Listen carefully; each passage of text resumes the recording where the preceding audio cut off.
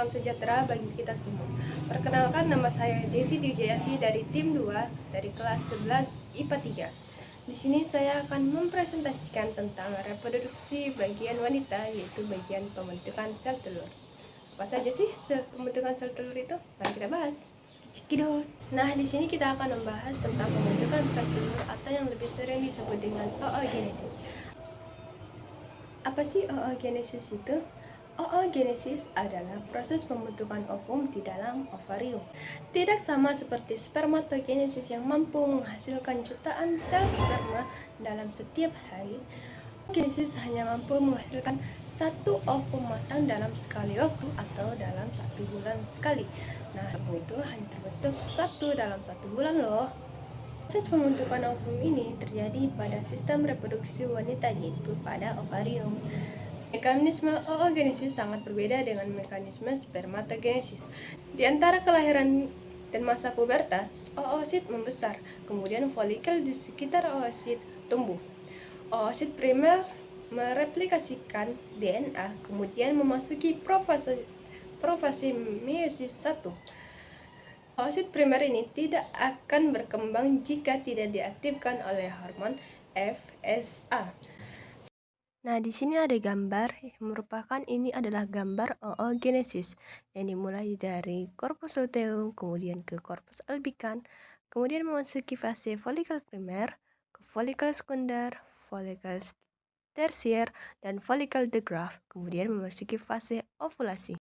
Sama seperti halnya pada jantan atau spermatogenesis, oogenesis juga memiliki tahapan-tahapan dalam pembentukan ovum.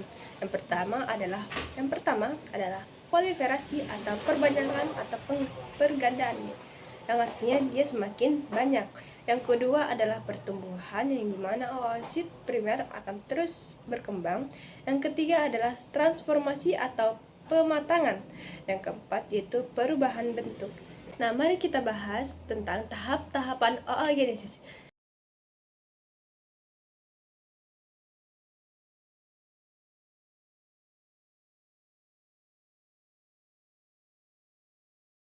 Nah, sekarang tahapan pertama, yaitu proliferasi atau perbanyakan. Pada tahap perbanyakan atau proliferasi, berlangsung secara berulang-ulang. Gametogonium ini akan membelah menjadi 1 menjadi 2, 2 menjadi 4, 4 menjadi 8, 8 menjadi 16, dan seterusnya. Kemudian oosit primer tadi memasuki tahapan yang kedua, yaitu tahapan pertumbuhan. Pada tahap pertumbuhan ini, oogenesis akan tumbuh membesar menjadi oogonium 1 atau lebih sering disebut dengan tahap meiosis 1. Kemudian dia akan memasuki tahapan yang ketiga, yaitu tahap pematangan. Pada proses ini terdapat 2 kali pembelahan meiosis. Akhir meiosis 1 terbentuk menjadi oogonium 2 dan akhir meiosis 2 terbentuk menjadi ootit. Kemudian kita memasuki fase yang keempat.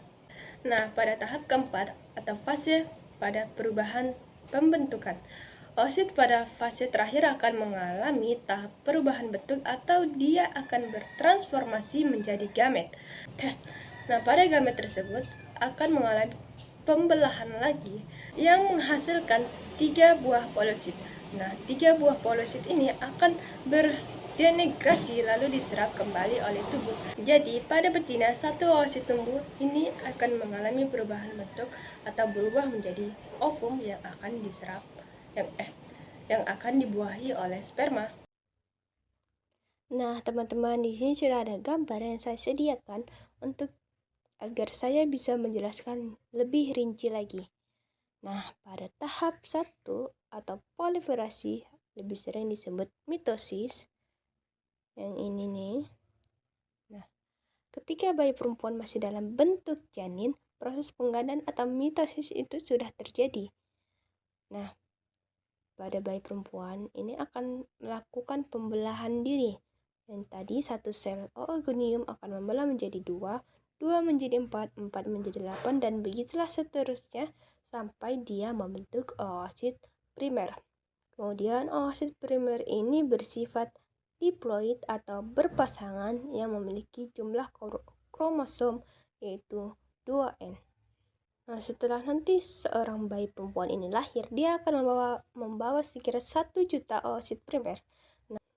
Nah, oosit primer ini akan berhenti melakukan penggandaan atau mengalami istirahat hingga bayi perempuan tersebut mencapai usia pubertas. Kita masuk tahapan yang kedua, yaitu tahapan pertumbuhan.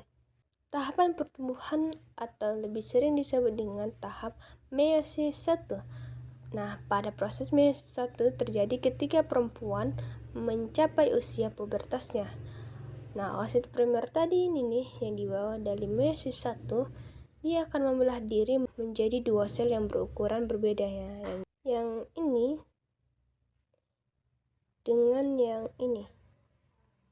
Nah, mereka memiliki 2 ukuran yang berbeda dan kedua sel ini bersifat haploid dan memiliki jumlah kromosom yang tidak berpasangan atau berjumlah N. Yang paling besar ini yang warna hijau ini nih. Sel yang ukurannya lebih besar itu disebut dengan oosit sekunder. Dan sel yang ukurannya lebih kecil yang ini lebih sering disebut dengan badan kutub primer. Nah, nantinya kedua sel ini, yang ini oosit sekunder dengan badan kutub primer ini akan melanjutkan proses oogenesis melalui oogenesis 2 jika terjadi fertilisasi atau pembuahan oleh sel sperma. Nah, kemudian kedua sel tadi akan memasuki ke tahapan meiosis 2. Nah, pada proses meiosis 2 ini, oosit sel sekunder mengalami pembelahan lagi. Oosit sekunder ini akan mengalami pembelahan lagi menjadi 2. Yang ini nih akan mengalami pembelahan lagi menjadi 2 sel dengan ukuran yang berbeda. Sama halnya dengan badan kutub primer akan melakukan pembelahan juga menghasilkan 2 sel ukuran yang sama.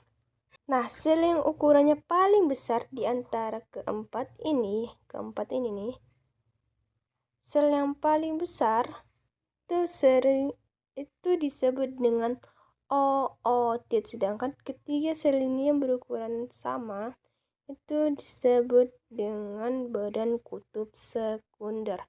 Nah, dari pembelahan ini menghasilkan 1 sel ootit dan 3 badan kutub sekunder.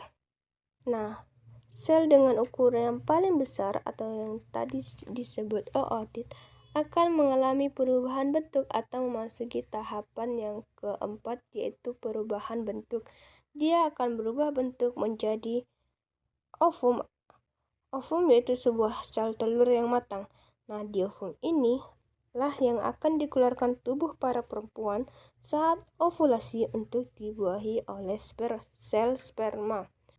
Dan 3 sel dengan ukuran yang sama tadi juga akan diserap kembali oleh tubuh. Nah, itu tadi adalah hasil dari presentasi saya. Saya Deti Dijayanti, saya pamit undur diri. See you next time, guys. Oh ya, by the way, jangan lupa cek description ya, karena di situ ada pertanyaan-pertanyaan yang bisa kalian jawab. Saya malas ngedit di sini. Hehehe. Oke, see you next time. Bye bye.